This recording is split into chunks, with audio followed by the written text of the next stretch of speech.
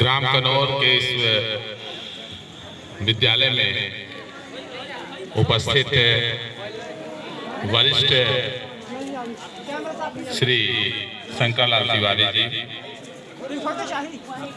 उपस्थित यहाँ के ग्राम सचिव श्री अनंत नारायण सोनी जी, अन्य वर्तमान में सरपंच श्री यादव जी, और भी जो भी सदस्यगण जो यहाँ ग्राम कनौर से यहाँ पधारे हैं, उनके अतिरिक्त हमारे महाविद्यालय के तमाम प्रोफेसरगण, प्रत्यक्ष या अप्रत्यक्ष रूप से जुड़े हुए सभी सम्मानित जन, साथ ही साथ सब शब्द नहीं है कुछ भी बोलने का, क्योंकि ये वक्त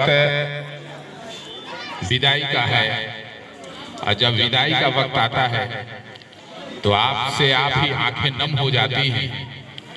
मैं बहुत लोगों की विदाई हो चुकी है, बहुत लोग जा भी चुके हैं, लेकिन मैं सुबह से यही सोच रहा था, बल्कि रात से ही, कि कल के बाद ग्राम कनौर या फिर हमारे महाविद्यालय के जब ये सभी सदस्य उस क्षेत्र से जब निकल जाएंगे तो एक दूसरे तरह की अनुभूति हम सभी को भी होगी, और शायद ग्राम कनौर को सबसे ज्यादा होगा। मैं अपने पूरे 7 दिवसीय शिविर में जो कुछ भी पाया, ये सब उपलब्धि मैं ग्राम कनौर को, वहाँ के सभी नागरिकों को सौंपता हूँ कि उन्होंने बहुत अच्छा दायित्व का निर्वहन हमारे बच्चों, हमारे विद्यार्थियों, हम लोगों के लिए किया। आप लोगों ने जितना किया उसके लिए हमारे पास शब्द नहीं है। हमारा कार्य था बच्चों में इस क्षेत्र में एक जागरूकता पैदा करना।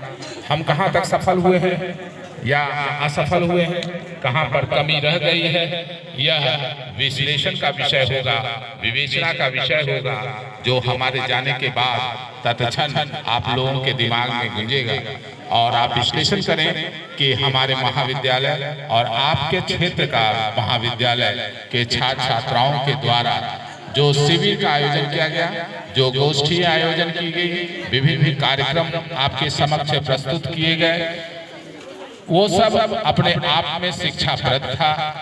हमारे बच्चों ने मेरे को जहाँ तक जानकारी है कि हमारे बच्चे इतने ज़्यादा अनुशासित हैं कि उनके द्वारा कोई ऐसा कार्य नहीं किया गया होगा जिसके लिए मुझे शर्मिंदगी का अनुभव हो।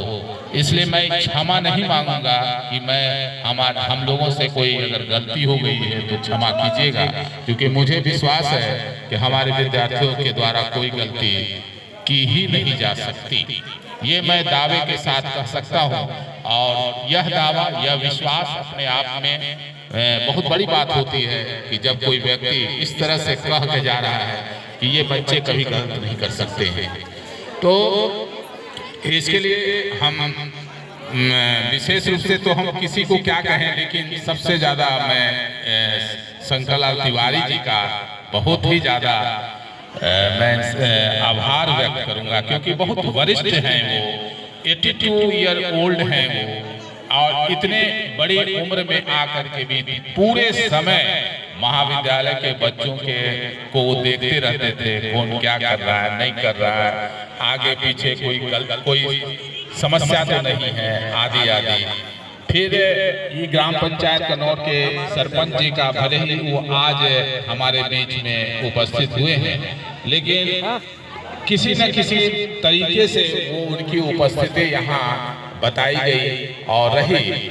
मैं यह भी उसके लिए भी धन्यवाद ज्ञापित करता हूँ एल्यूमिनाई एसोसिएशन के सदस्यगण, जिसमें यादव जी खुद एल्यूमिनाई एसोसिएशन के सदस्य हैं, उन्होंने भी अपना कार्य किया।